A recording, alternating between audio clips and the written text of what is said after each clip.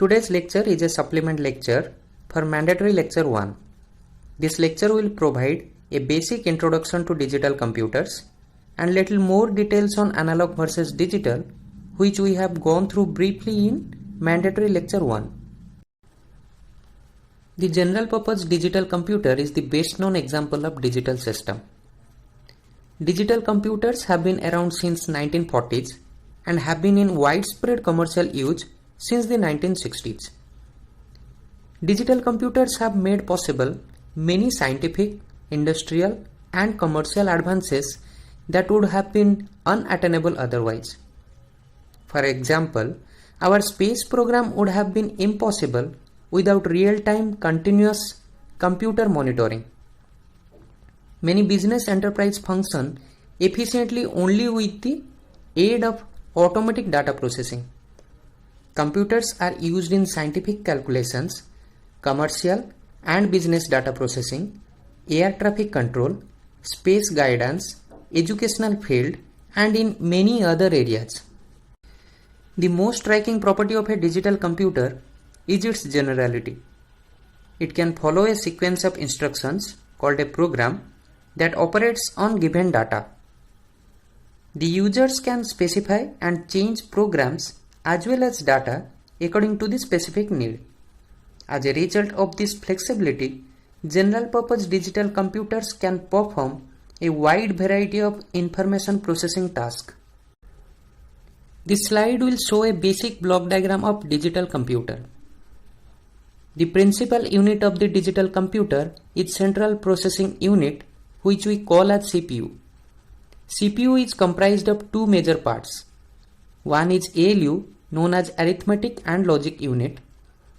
This unit performs all the arithmetic and logical operations on user data. In other words, it can manipulate the data.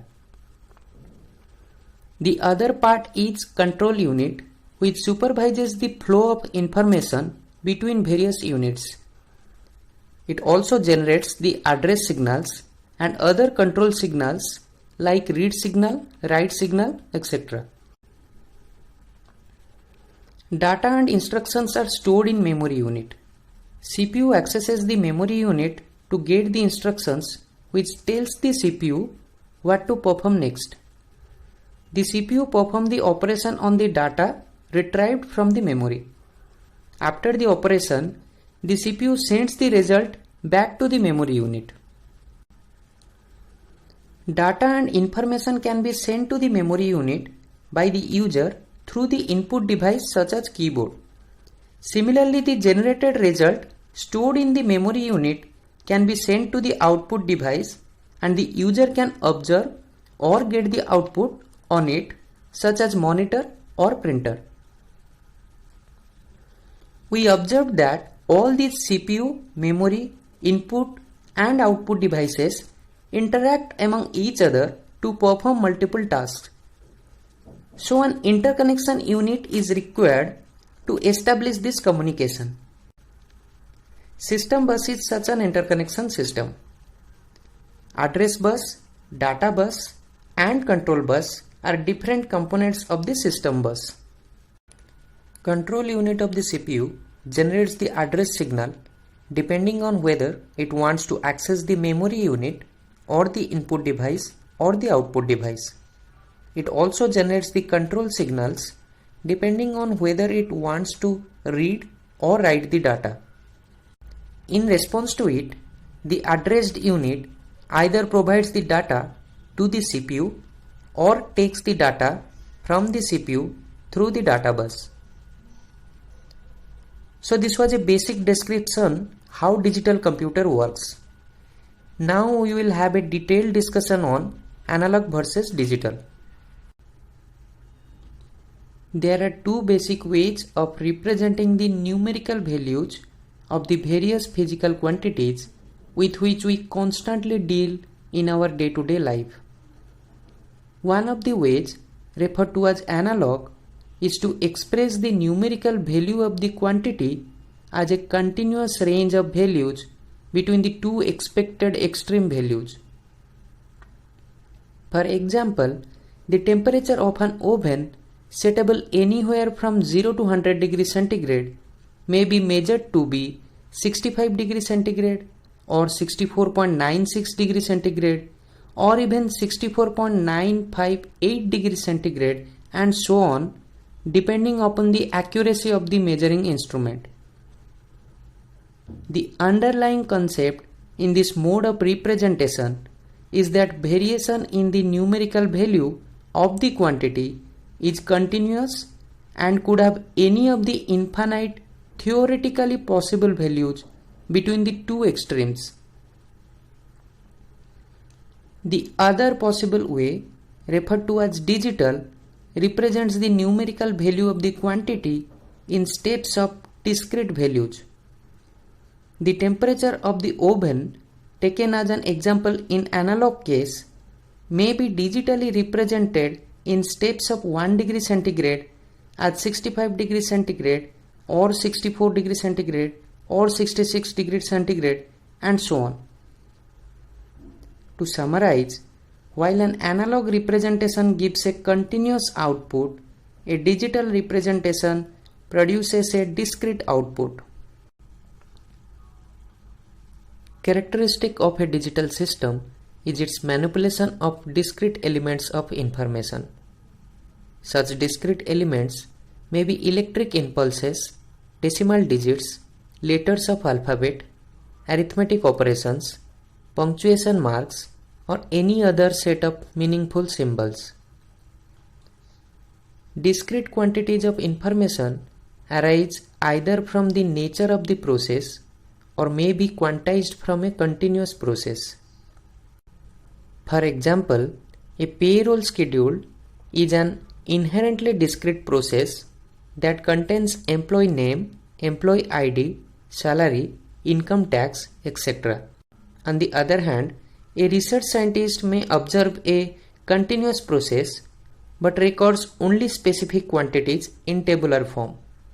The scientist is thus quantizing the continuous data. Each number in its table is a discrete element of information. In the first lecture, we have seen many advantages of digital over analog. This particular slide gives some more facts which strengthen the belief why digital circuits are preferred over analog ones.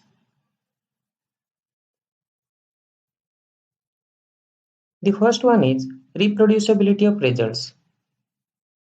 Given the same set of inputs, a properly designed digital circuit always produces exactly the same results, whereas the outputs of an analog circuit vary with temperature, power supply voltage, component aging, and other factors. The second one is age of design. Digital design, often called logic design, is logical.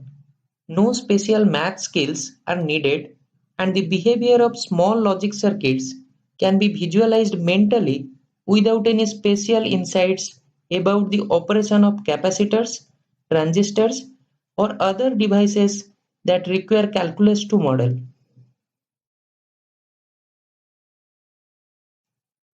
The next one is programmability.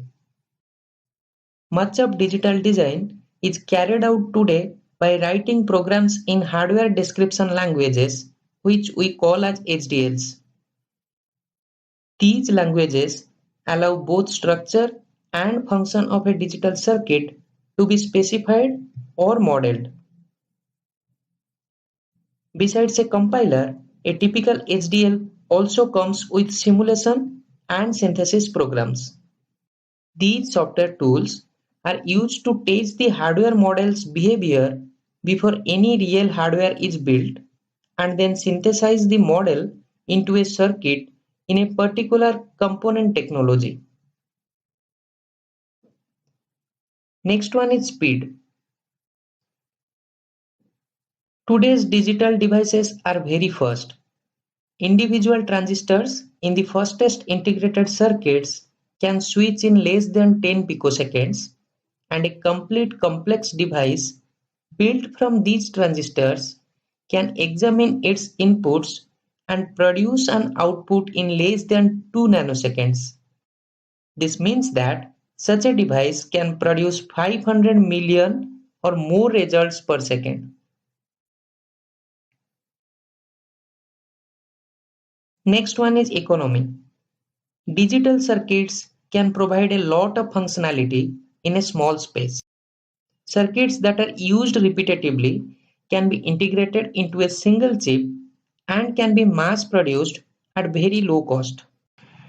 So enough of a sales pitch on digital design, which convinces us why there has been a digital revolution nowadays. The real world, however, is analog. Most physical quantities, for example, velocity, force, temperature, etc., are analog in nature. That is why analog variables representing these quantities need to be digitized or discretized at the input if we want to be benefited from the features and facilities that come with the use of digital techniques. In a typical system dealing with analog inputs and outputs, analog variables are digitized at the input with the help of an analog to digital converter, which we call as ADC block, and reconverted back to analog form at the output using a digital to analog converter, which we call as DAC block. Other than digital computers, in the past 30 years, digital revolution has spread to many other aspects of life. You must have observed while you were a kid, the car your father was driving had an analog speedometer, but the new car which your father had bought recently has a digital speedometer. So few examples of once analog system that have now gone digital include the following. We will start with still pictures. Few years ago, majority of cameras were using silver halide film to record images. However, the increasing density of digital memory chips has allowed the development of digital cameras which record a picture as a 640 x 480 or larger array of pixels, where each pixel stores the intensities of its red, green, and blue color components as 8 bits each. This large amount of data, over 7 million bits in this example, may be processed and compressed into a format called JPEG with as little as 5% of the original storage size, depending on the amount of picture detail. So digital cameras rely on both digital storage and digital processing. Second one is video recordings. A digital versatile disc, which we call as DVD, stores video in a highly compressed digital format called MPEG-2.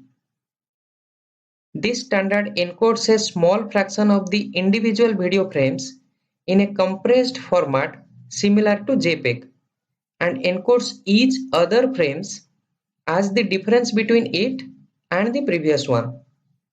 The capacity of a single layer, single-sided DVD is about 35 billion bits, sufficient for about 2 hours of high-quality video, and a 2 layers double-sided disc has 4 times that capacity. Third one is audio recording. A CD stores music as a sequence of 16-bit numbers corresponding to samples of the original analog waveform.